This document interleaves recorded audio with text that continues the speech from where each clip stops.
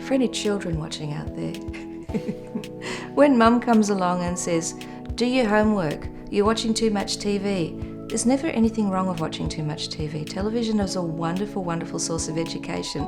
Look how I turned out.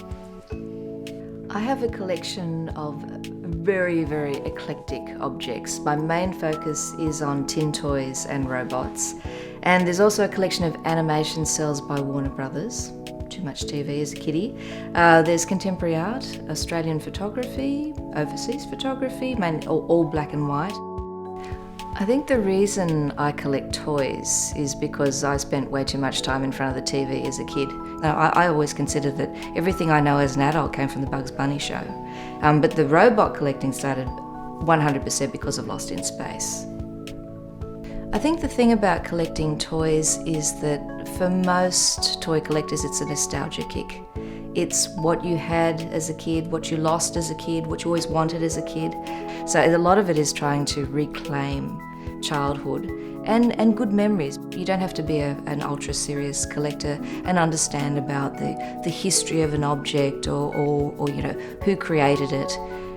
It's because it's an emotional response to something. You saw something that you grew up with and therefore want to have it as an adult. You've got this access that, whereas, say with first edition book collecting, ultimately you should know what you're looking for. You should know about condition of objects, about what is desirable, what the value of an object is. And with toy collecting, it doesn't really matter if an object is really, really valuable. I think it's all about the heart. And if your object turns out to be the rarest, the most desirable, the most expensive, then bully for you, that's fantastic. But that's never been my criteria. It's always been if it makes me smile, if it gives me joy, if it gives me a little kick. My robot collection in particular gives me a great deal of joy. It amuses me every time I stick batteries in my Robbie the robot, for instance, and his pistons start pumping and a little dial starts spinning around, or gear robots where the gears in their chest are moving and spinning around, and the fantastic whoop whoop whoop whoop noises that they make is just wonderful. It's replicating with robots in particular what was happening with what they imagined the real mechanical man would be like.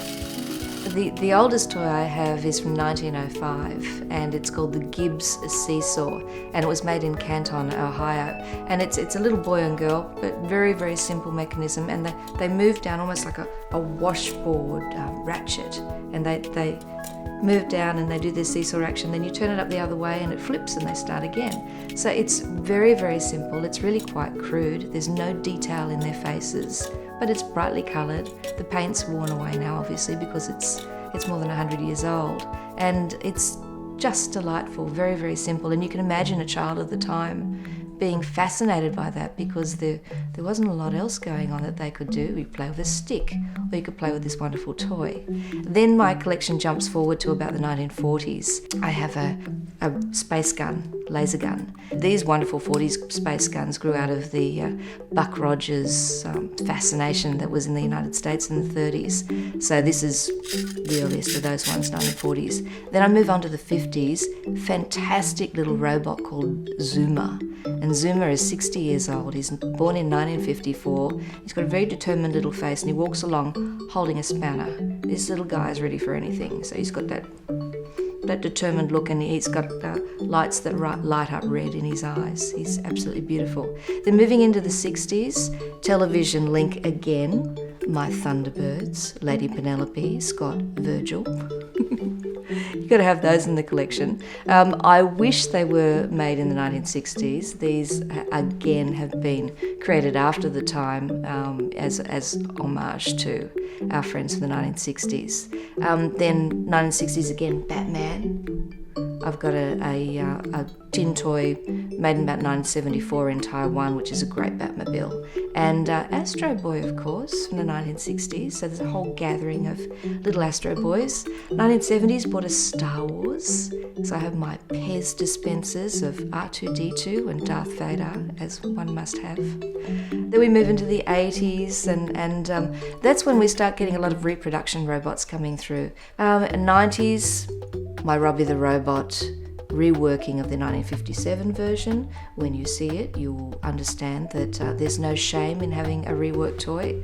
It's because if I could get the 57 original, I'd be a very happy girl, but there's not that many of them around. And if you've got a cool $12,000 in your pocket, then good for you.